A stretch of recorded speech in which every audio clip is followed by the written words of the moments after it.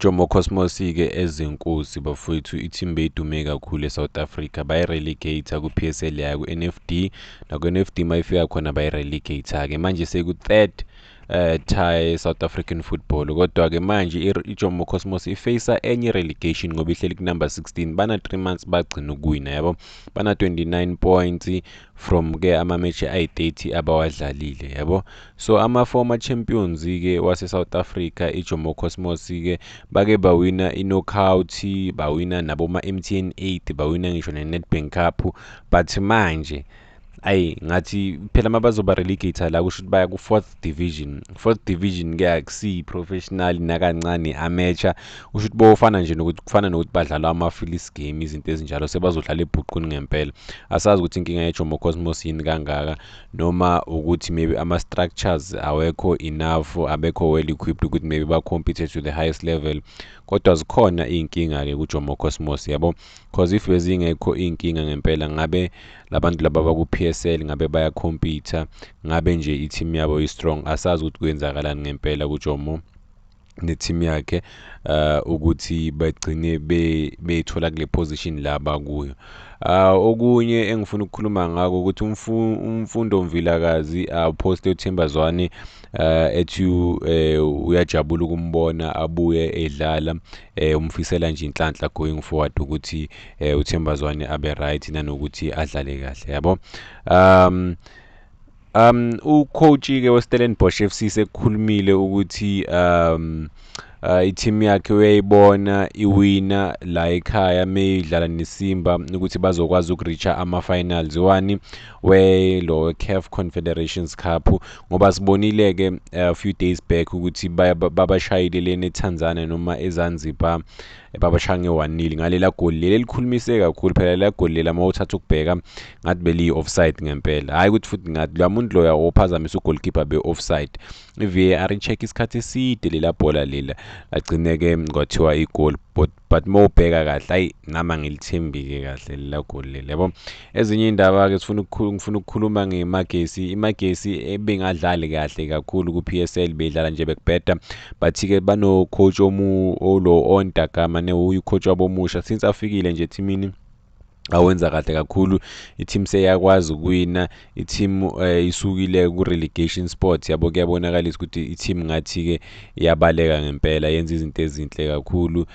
kuyancomeka nje the way abadlala ngakhona the way abathola ngakhona ama-results abafana but ke sobona ukuthi isizini mayiphela izophela bekuphi omunye ke one of the biggest stars of the season uKeletso Magalwa odlalela isikhukhuni United kodlalela iMamelodi Sundowns ke kunama rumors amaningi kuthiwa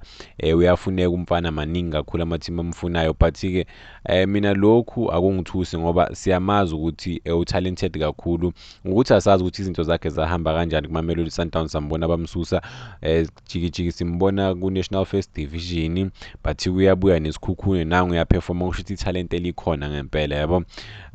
yasobona ukuthi izinto zakhe zizohamba kanjani but umfana ngimfisela inhlanhla coach we-Egypt njengoba bebadlala neMamelodi Sundowns ukukhulumile ukuthi i-team yakhe idlale kahle kakhulu ibe organized and i-create ama-chances amaningi kakhulu plus-ke nalela goli lela balikorile but-ke bokuyi-offside sonke silibonile lela goli ukuthi bokuyi-offside but ucoach-ke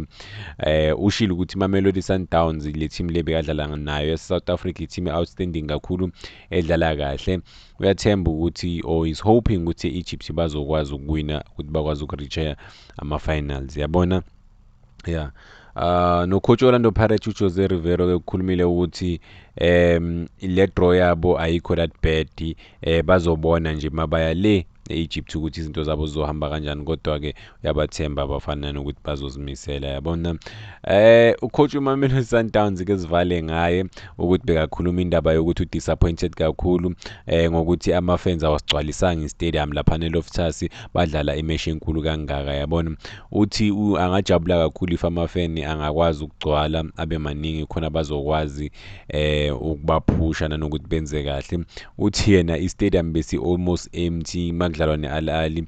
kumele i-stadium isigcwale i-support ababanika yona izobanika i-energy ibanike baphushe banike boma 3 or 2% uthi kunzima kakhulu ukudlala lama game lawa but-ke ukudlala na one of the best players in Africa. Uthi kwesinye isikhathi abantu bayabuza ukuthi yini umehluko phakathi kwamathimu wako-Egypt yabona ko-Algeria, North Africa, and then wachaza ukuthi umehluko ukuthi eCairo uma uyakhona e-Egypt boma 90%, 90,000 istadium siyagcwala, but eSouth Africa-ke hayi indaba zakhona.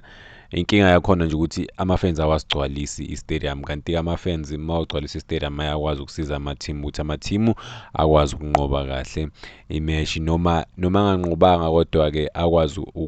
amathimu ayakwazi ukuthola leyo boost leyo, yabona, from i-support, yabo.